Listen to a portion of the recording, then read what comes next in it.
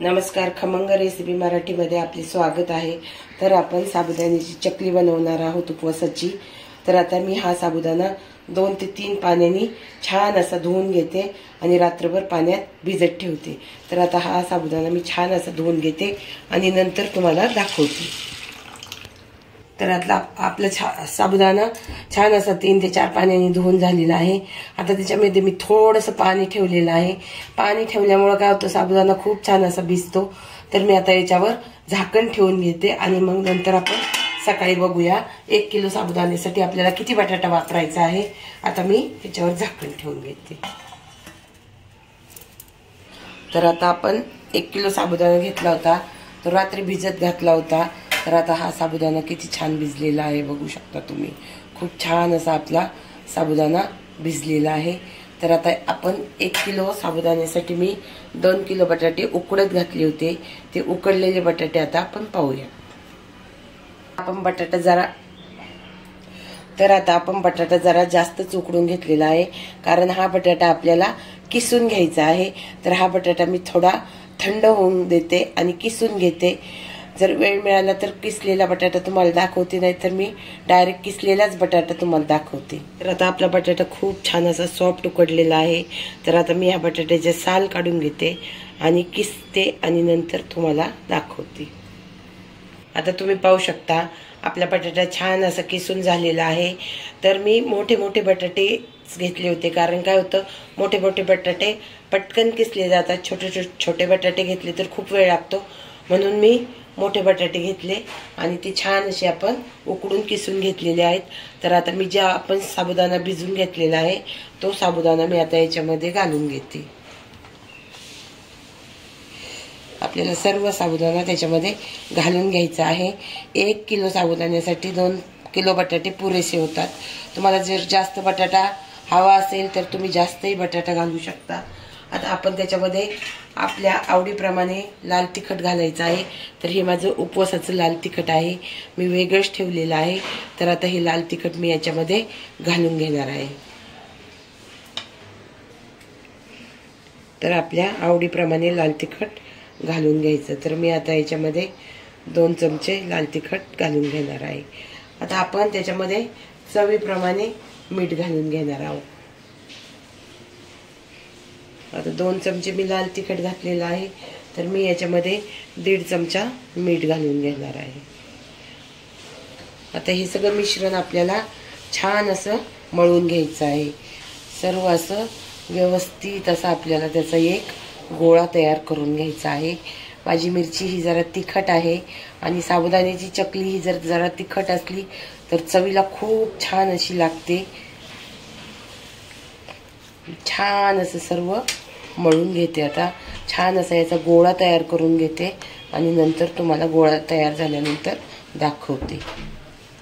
आता आपले छान असं साबुदाणा आणि बटाटा एकत्र असा मळून झालेला आहे। तुम्ही पाहू शकता एकदम एकजीव असा बटाटा आणि साबुदाण्याचं मिश्रण झालेलं आहे। तर आता आपण याची छान अशी वाफ घेणार आहोत।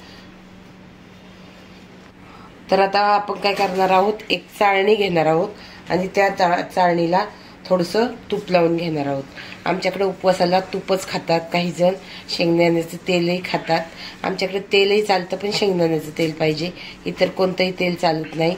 पण शक्यतो मी माझं घरचं तूप बनवलेलं असतं, तर उपवासाला मी घरचं तूपच वापरते। तर याला काय होतं, आपण तूप लावून घेतल्यामुळं साबुदाणा आणि बटाटा याला चिटकून बसत नाही। तर आता आपलं छान असं तूप लावून झालेलं आहे। तर आपण याच्यामध्ये साबुदाणा आणि बटाटा जो एकत्र केलेला आहे तो याच्यामध्ये आपल्याला भरून घ्यायचा आहे आणि याला छान अशी गरम पाण्याची वाफ द्यायची आहे। वाफ दिल्यानंतर काय होतं, आपला साबुदाणा खूप छान असा फुलतो आणि आपली चकलीही खूप छान अशी होते। तळतानाही ती चकली अशी खूप छान अशी फुलते आणि खायलाही अतिशय चविष्ट अशी चकली लागते। तर आता साबुदाणा आणि बटाटा आपण व्यवस्थित असा चाळणीला लावून घेतलेला आहे। आता मी गॅसवर एक कढई ठेवलेली आहे। कढईमध्ये काय केलेलं आहे, पाणी ठेवलेलं आहे आणि ते पाणी आपलं छान असं गरम झालेलं आहे। तर त्या कढईवर आपण ही चाळणी ठेवून घेणार आहोत। आता आपली चाळणी ठेवून झाली, आपण आता काय करणार आहोत, त्याच्यावर एक ताट ठेवून घेणार आहोत। तर आता मी हे मोठंच ताट ठेवून घेते, कारण काय होतं, वाफ ही निघून जात नाही, त्याच्यामुळं एकदम मोठं असं ताट ठेवून घेतलेलं आहे. हा साबुदाणा छान असा वाफला की मी तुम्हाला दाखवते. तर आता आपण इथे एक असा प्लाय घेतला आहे. प्लायवर आपण एक बेडशीट टाकून घेतलेला आहे आणि ह्या बेडशीटवर आपण एक प्लॅस्टिकचा कागद टाकून घेतलेला आहे आणि आपण ह्या कागदाला चिमटे लावून घेणार आहोत. कारण ह्या साबुदाण्याची ज्या चकल्या आपण करणार आहोत त्या मी घरातच जरा ग्रिलमध्ये ऊन येतं त्याच्यामध्येच करणार आहे. तर आता आपण झाकण काढून पाहूया. आता आपण काय करू, हे पलटवून घेऊया. खालचा भाग वरचा म्हणजे काय होतं, सगळ्या बाजूनी आपला साबुदाणा वाफून निघतो. कारण वरच्या बाजूनी वाफला जात नाही, खालच्या बाजूनी साबुदाणा वाफून निघतो. म्हणून आता हे आपण उलट करूया.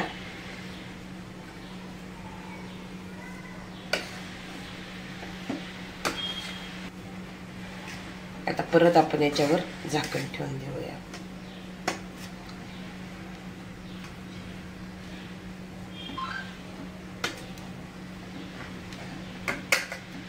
आता आपण झाकण ठेवूया. तर आता आपण झाकण काढून पाहूया. आता तुम्ही पाहू शकता आपला साबुदाणा खूप छान असा वाफलेला आहे. तर आता मी गॅसची फ्लेम कमी करते. मी फुल गॅसवर हा साबुदाणा वाफवून घेतलेला आहे आणि जो हा साबुदाणा आहे कढईमधला तो आता मी काढून घेते.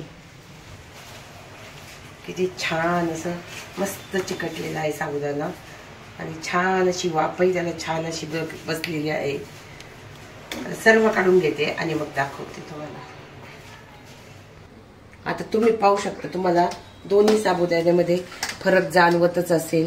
कारण हा साबुदाणा शिजल्यामुळे काय होतो, फुगला जातो आणि तो साबुदाणा एकदम असा जसा आपण भिजवलाय तर याची चकली अशी खूप कडक होते तळताना आणि याची चकली एकदम अशी सॉफ्ट अशी चकली होते.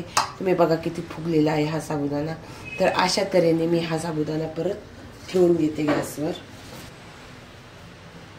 आता हा साबुदाणा आपण परत मगाशी जसा ठेवला होता त्या पद्धतीने हा साबुदाणा ठेवून घेऊ. वेळ लागतो खरं, गॅसही याला जास्त लागतो, पण शेवटी चकली याची खूप अशी कुरकुरीत होते आणि खूप अशी छान फुलते.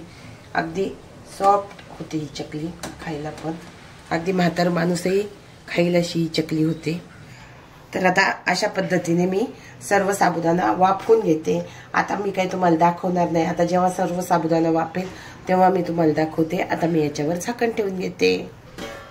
तर आता हे 2 घाणे आपण वाफवून घेतलेले आहेत. तिसरा घाणा आपण गॅसवर वाफवण्यासाठी ठेवलेला आहे, झाकण ठेवून घेतलेला आहे.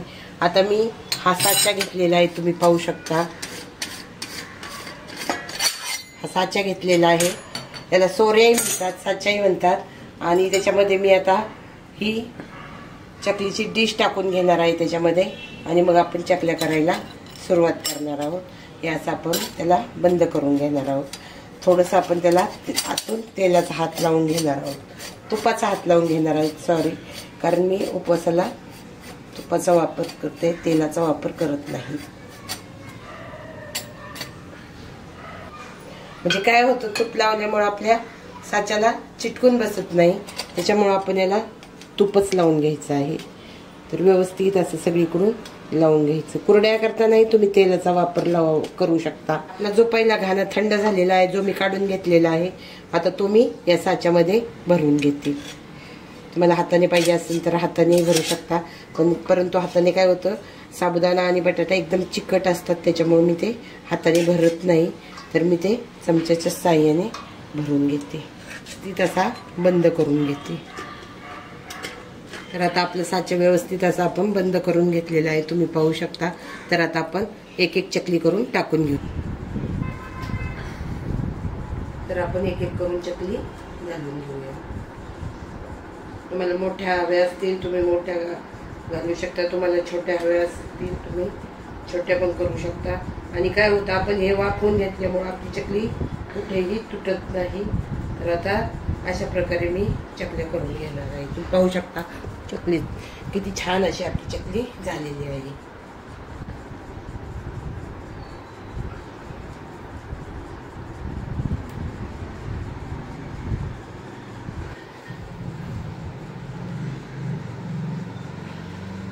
तर आता अशा प्रकारे मी सर्व चकल्या करून घेते आणि सर्व चकल्या झाल्यानंतर तुम्हाला दाखवते.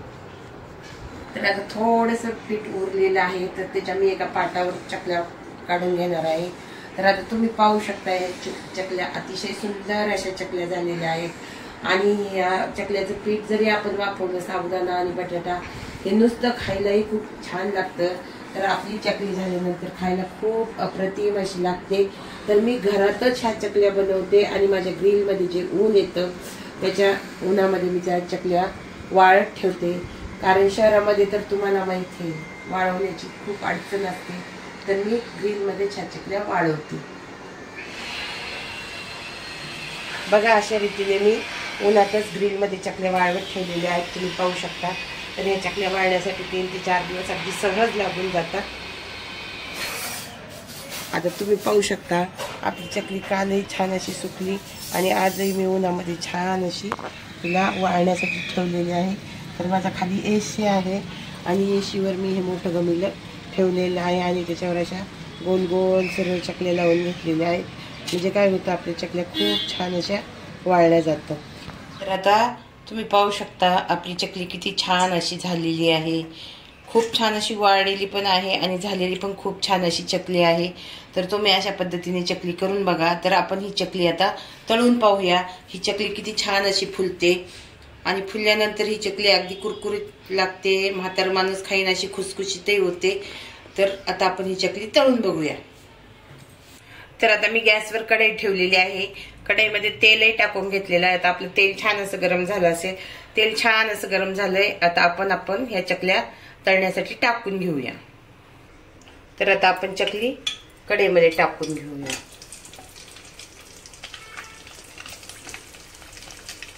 तर छान अशी आपली चकली वाळलेली पण आहे आणि आपली चकली खूप छान अशी फुगत आहे. तर आता आपण ही चकली व्यवस्थित अशी पलटवून घेणार आहोत. तर आपली चकली छान अशी पलटवूनही झालेली आहे. तुम्ही बघू शकता किती छान आपली चकली फुलते.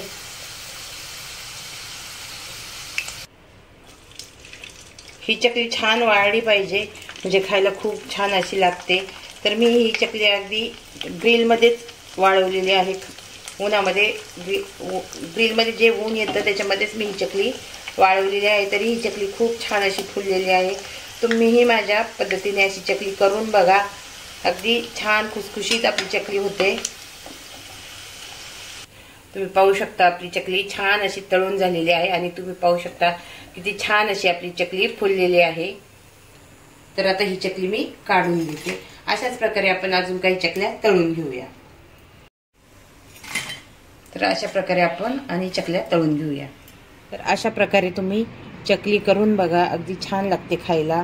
तुम्हाला कमी तिखट हवी असेल तर तुम्ही तिखट कमी वापरा. मी जरा थोडंसं तिखट वापरलेलं आहे, त्याच्यामुळे खायला चकली खूप छान लागते.